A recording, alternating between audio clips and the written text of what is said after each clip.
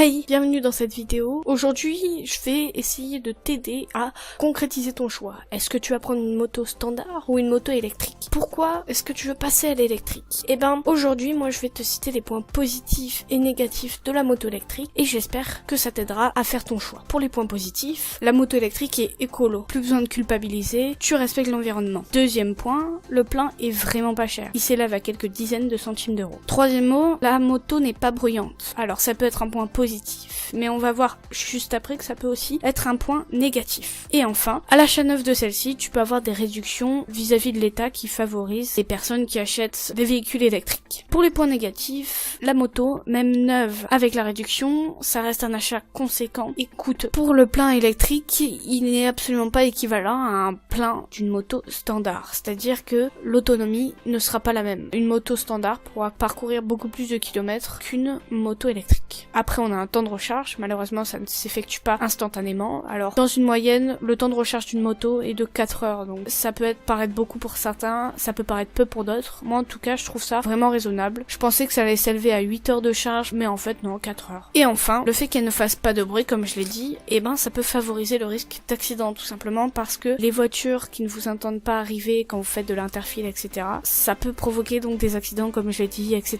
Donc ça peut aussi être un point négatif. Et enfin, il faut pour certains modèles une prise adaptée pour brancher la moto, donc pour la faire charger. Donc tout dépend du modèle, ça faudra vous renseigner sur le site ou en magasin, mais en tout cas pour certaines il faut une prise adaptée. Je vais te donner mon avis et après tu me diras ce que tu en penses, ce que tu vas faire toi de ton côté, dis-le moi en commentaire, ça m'intéresse. Pour ma part, en fait je prendrais la moto électrique si j'avais le budget conséquent, parce que ça reste un achat vachement plus conséquent qu'une moto normale que tu peux acheter d'occasion, parce que je ne sais pas encore si on peut acheter des motos électriques comme ça d'occasion, je pense que oui quand même, mais on ne sait pas aussi la durée qu'elle a dans le temps. On sait qu'une moto standard peut nous durer plusieurs années, alors qu'une moto électrique, on n'en a pas encore la garantie, vu qu'on n'a pas beaucoup de témoignages dessus. Donc, premièrement, je ne serais pas certaine au niveau de la durée de vie. Deuxièmement, après, le prix de la moto. Le prix de la moto est élevé. Déjà, de base, bon voilà, une moto standard, c'est assez cher, mais une moto électrique, ça l'est encore plus. Même avec, donc, comme j'en avais parlé de la réduction vis-à-vis de l'État, ça reste un achat conséquent, mais cet achat sera remboursé dans le futur avec les pleins électriques, qui sont, mais vraiment peu coûteux. Quand je vois que ça s'élève à quelques dizaines de centimes d'euros, ça fout vraiment le seum pour ceux qui sont encore sur des modèles standards. À remplir l'essence, ça s'élève à des dizaines d'euros et puis ça se multiplie durant. En fait, tout dépend du budget que vous avez au départ. Si vous avez un gros budget, vaut mieux le mettre directement dans une moto électrique, ça peut être vraiment un bon investissement. Surtout que vu que je pense que dans le futur ça va vraiment se développer comme la voiture le fait maintenant. Au final, dans quelques dizaines d'années, je pense que beaucoup de personnes seront passées à l'électrique et donc ce serait un temps d'avance que vous prendrez et vous pourrez vous profiter en avance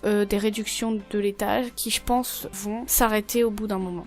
En tout cas, j'espère que cette vidéo t'aura aidé. Je t'invite à liker, partager, commenter et t'abonner. Suis-nous sur Snapchat, on est actif, répond à n'importe quelle question. Quant à moi, je te dis à très bientôt pour une prochaine vidéo.